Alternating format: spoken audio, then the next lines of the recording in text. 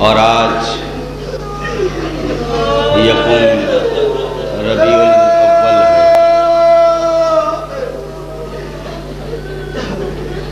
ان دنوں میں مصائب کے دوران ذاکرین بار بار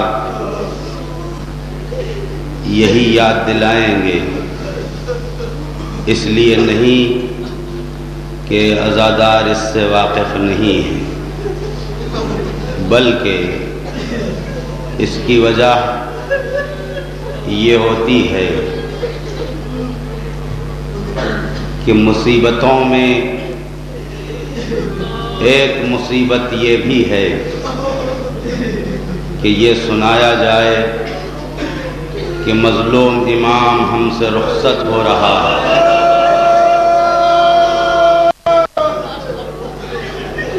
اسی لیے ذاکر کہتے ہیں اب 8 دن رہ چکے، 7 دن باقی ہیں، 6 دن باقی ہیں۔ اب مجلسیں وداع ایام عزا کے عنوان سے ہیں۔ یہ عنوان، یہ اعلان اس طرح سے آپ حضرات کو فرش عزا پر بلانا، یہ اس بات کی دلیل ہے کہ وہ اور لوگ ہوں گے جو غم کرتے کرتے تھک جاتے ہیں۔ یہ غم حسین کا غم ہے۔ فطرت بشر تو یہ ہے، مسرت کے لمحات کو یاد کرتا ہے اور تمنا یہ ہوتی ہے کہ غم کا زمانہ جلد سے جلد گزر جائے، مگر عرفان کے ساتھ جب حسین ابن علی کا غم کیا جاتا ہے، ان کی تمنا یہ نہیں ہوتی، بلکہ وہ جہاں مصائب سن کے روتے ہیں وہیں اس تذکرے پر بھی روتے ہیں کہ مظلوم امام جس نے کربلا کے میدان میں 3 مرتبہ اپنے شیعوں کو یاد کیا، ایک وہ موقع جب حسین رخصت ہو رہے تھے، علی ابن الحسین کے پاس آئے، سید سجاد سے کہا میرے لال جب وطن لوٹ کے جانا میرے شیعوں کو میرا سلام کہنا، اور ان سے یہ کہنا کہ جب کسی غریب کا تذکرہ سننا تو میری غربت کو یاد کرنا، اور یہ بھی کہنا کہ جب ٹھنڈا پانی پینا تو میری پیاس کو یاد کرنا۔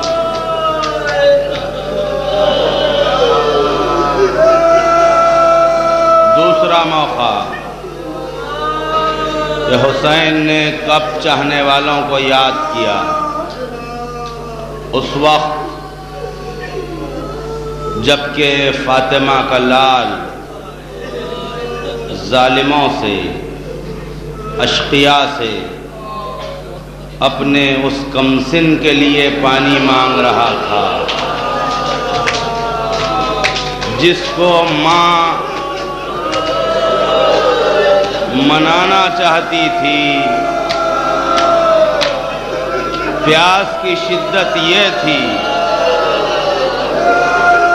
کہ کبھی علی اصغر کو لے کے رباب اڑ جاتی تھی، کبھی بیٹھ جاتی تھی۔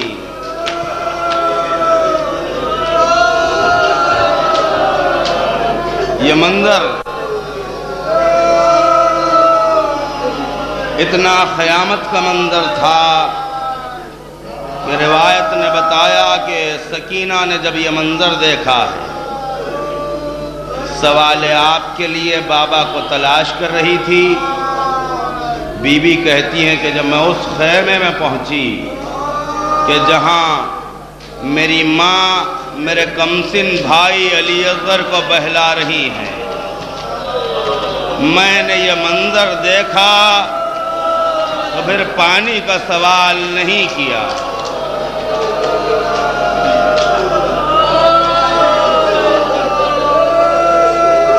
آپ کے بھی گھروں میں بچے ہوں گے، خدا مومنات کی گودیوں کو سلامت رکھے۔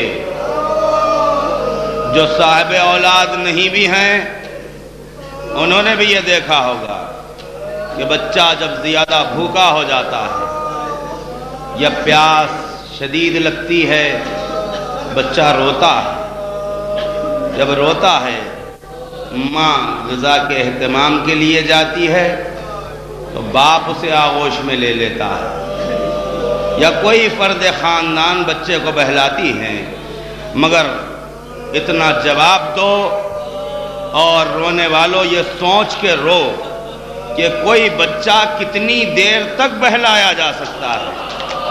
کیا 3 دن اور 3 رات کسی بچے کو کوئی ماں یوں بہلا سکتی ہے کہ اسے نہ کھانا مل سکے، نہ اسے دودھ کا ایک قطرہ مل سکے، نہ پانی کی ایک بوند مل سکے؟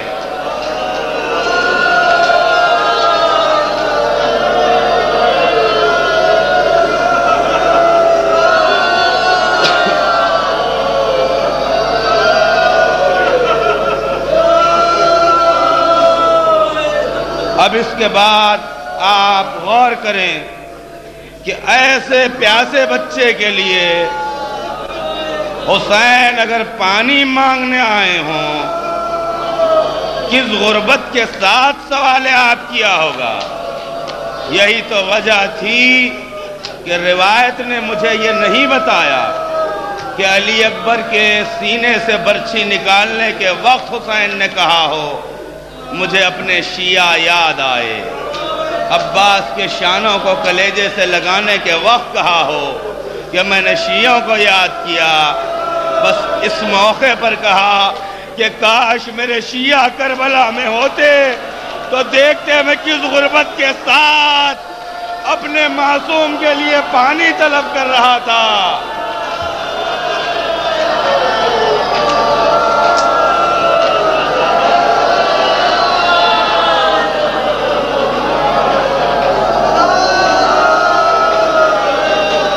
اجرکم علی الحسین، خدا آپ کو کوئی غم نہ دے بجز غم حسین ابن علی کے۔ یہ مجلسیں مسلسل ہوں گی، بانیان مجلس فرش عذاب آپ کو بلاتے رہیں گے، تو میں اتنا معروضہ کرنا چاہتا ہوں کہ جب کبھی کوئی مہمان آپ کے گھر میں آئے اسے آپ رخصت کریں، اسے وداع کریں۔ کیا کرتے ہیں؟ یہی نہ کہ مہمان کی پسند کا تحفہ دیتے ہیں۔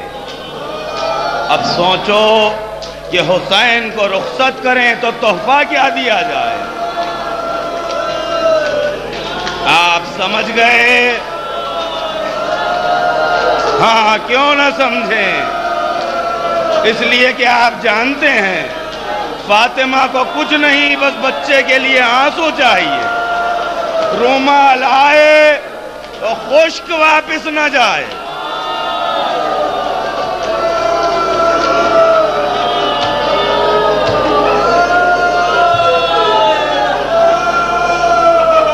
کربلا والے رخصت ہو رہے ہیں، اس مناسبت سے بس میں ایک منظر رخصت کا اور تیسرا موقع شیعوں کو یاد کرنے کا، میں نے 2 منزلوں کا تذکرہ کیا اور تیسرا وقت جبکہ حسین نے ہمیں یاد کیا، اس کو پیش کرتے ہوئے میں ذکر کو تمام کروں گا مگر رخصت کی مناسبت سے ایک بات یہ ضرور عرض کروں کہ جب کربلا والے کو رخصت کیا جائے تو یہ بات ذہن میں آتی ہے کہ علامہ مجلسی علیہ الرحمہ جن کا شعار یہ تھا کہ درس کے بعد لازماً چند جملے مصائب کے ضرور بیان کرتے تھے، اس لیے کہ مال مجلس ہے حسین مظلوم کا غم، تو درس جب تمام ہونے کا وقت ہوتا مصائب کا تذکرہ کرتے۔ ایک شب سرکار مجلسی علیہ الرحمہ نے خواب دیکھا کہ کوئی بی بی آ کے یہ کہہ رہی ہے کہ مجلسی تم سے میری شہزادی نے کہا ہے کہ رخصت کا تذکرہ کرو۔ پوچھا آپ کون ہیں، یہ کس کی تمنا ہے؟ بتایا کہ میں فضہ ہوں، فاطمہ زہرا کی کنیز ہوں، یہ مادر حسین کی تمنا ہے۔ اس میں صرف اتنا ملا کہ فاطمہ زہرا کو حسین کی رخصت کا تذکرہ بہت پسند ہے۔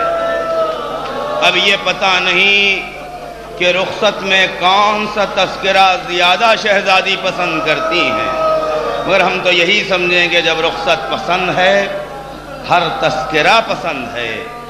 میں تمام منزلوں کو چھوڑ کے بس وداع کی مجلس کی مناسبت کے اعتبار سے ایک منزل کا تذکرہ کروں جس کا تعلق حس سے ہے، احساس سے ہے، اور اس کو صاحبان اولاد زیادہ محسوس کر سکتے ہیں، اور وہ بھی محسوس کر سکتے ہیں کہ جن کی خود اولاد تو نہیں مگر ان کی بھانجیاں، ان کی بھتیجیاں، گھر کے کمسن بچے اگر ان سے مانوس ہوں وہ بھی اس بات کو محسوس کر سکتے ہیں۔ اولاد والا زیادہ محسوس کر سکتا ہے کہ جب کبھی باپ گھر سے نکلے بچوں کی جو کیفیت ہوتی ہے وہ آپ کے علم میں ہے۔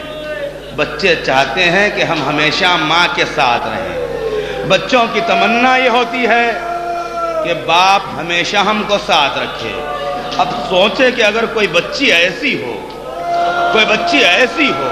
کہ جس کو صرف حسین کے سینے پر نیند آتی ہو، اس کی کتنی تمنا ہوگی۔ یہی بات تھی کہ سکینہ میدان میں آ گئی، مگر جب میدان میں آئی عمل بڑا عجیب ہے۔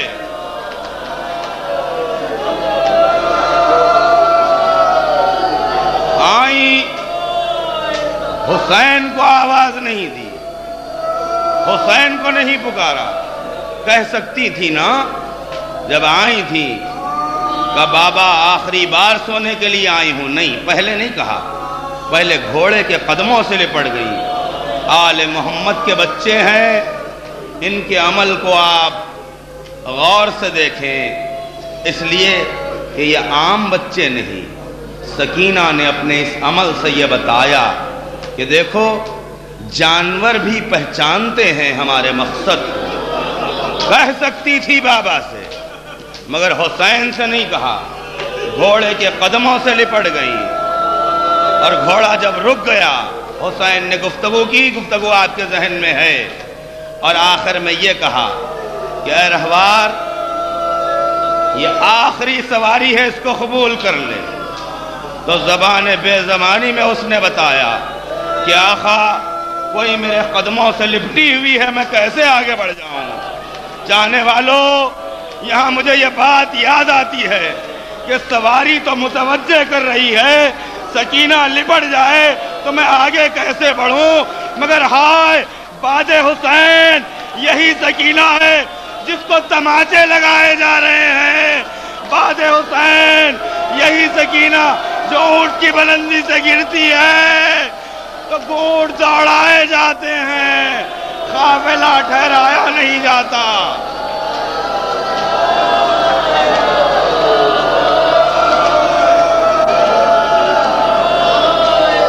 ہاں عزیزان گرامی، یہی ادب ہے، یہی طریقہ ہے، اور میں نے بارہا عرض کیا ہے، پھر یاد دلاؤں آپ کو، یہ کرم ہے حسین کے غم کا۔ سوچیں ہماری کیا بساط کہ ہم فاطمہ کو کچھ دے سکیں۔ مگر صدقہ ہے غم حسین کا کہ فاطمہ بھکاریوں سے کچھ لینے کے لیے آتی ہیں۔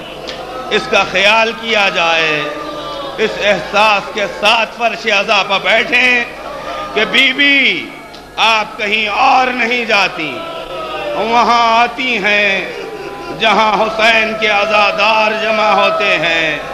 یہ منظر بڑا قیامت کا منظر تھا کہ حسین نے جلتی ہوئی زمین پر لیٹنا گوارا کیا۔ یہ بھی تو ممکن تھا نا کہ حسین کہتے سکینہ چلو۔ میں بالخصوص زائرین سے کہہ رہا ہوں کہ خیام حسین اور وہ مقام کہ جہاں سکینہ آئی تھی، یہ دونوں مقامات کو ذہن میں لائیں، فاصلے کا تصور کریں۔ کوئی زیادہ فاصلہ نہیں تھا۔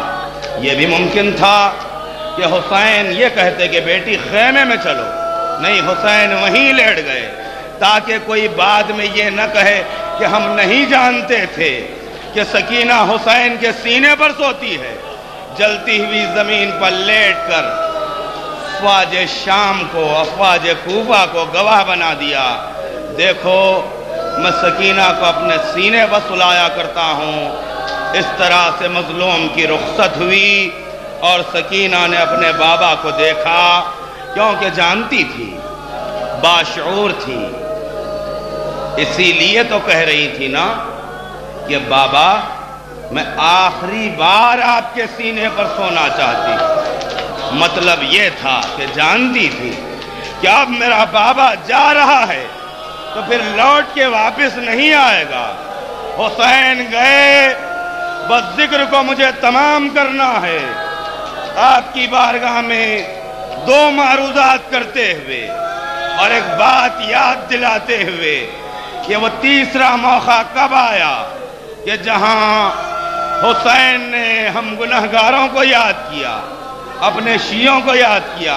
میں اسی لیے کہتا ہوں کہ چھت کے نیچے بیٹھ کر، سائے میں بیٹھ کر اگر آپ حسین پر آنسو بہاتے ہیں تو یہ کیا کمال ہے۔ فاطمہ کے لال نے تو اس وقت یاد کیا ہے جب سے سر سے پیر تک حسین زخموں سے چور تھے۔ حالت یہ تھی کہ بہن نے دیکھا، زینب پہچان نہ سکی۔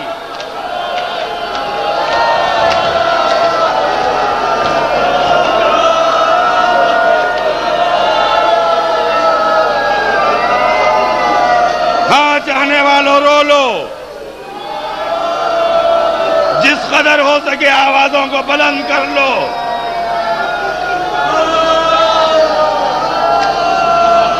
وہ موقع تھا جبکہ فاطمہ کا لال اس عالم میں پڑا ہوا تھا۔ سنیں آپ اس فقرے کو، خدا کی قسم تڑپ تڑپ کے روئیں گے آپ کہ حسین اس حالت میں پڑے ہوئے تھے کہ اشقیاء ہاتھوں میں خنجر سنبھالے تھے، مگر سوچ رہے تھے کہ کون آگے بڑھے اور کون خنجر چلائے۔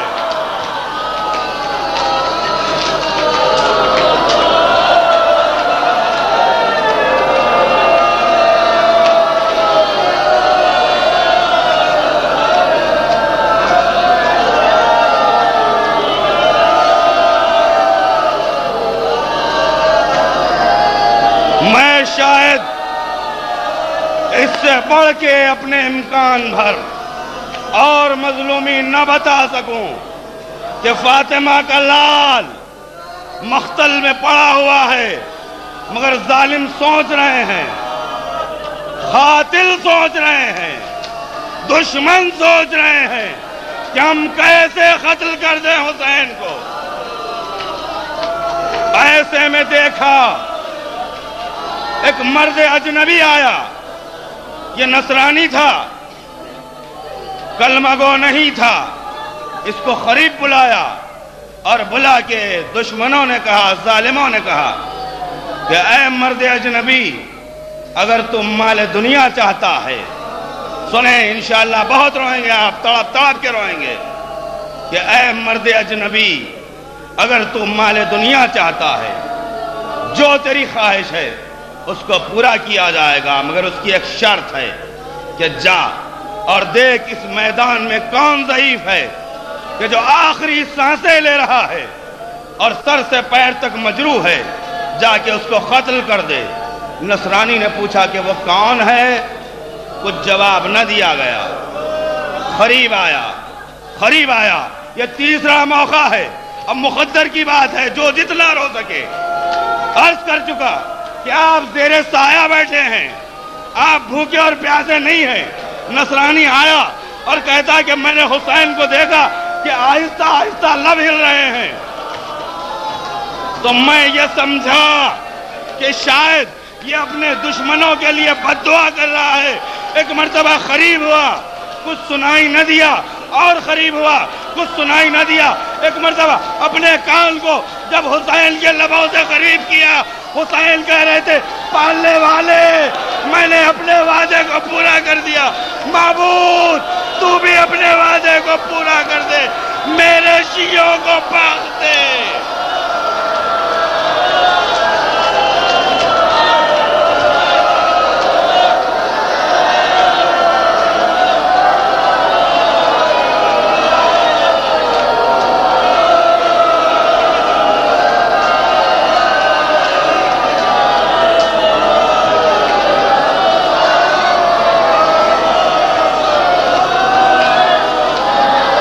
روایت کو یہی روکوں اور اب بتاؤ کہ حسین کا کیا عالم تھا، اور اپنی زبان میں نہیں، زینب کی زبان میں بتاؤ۔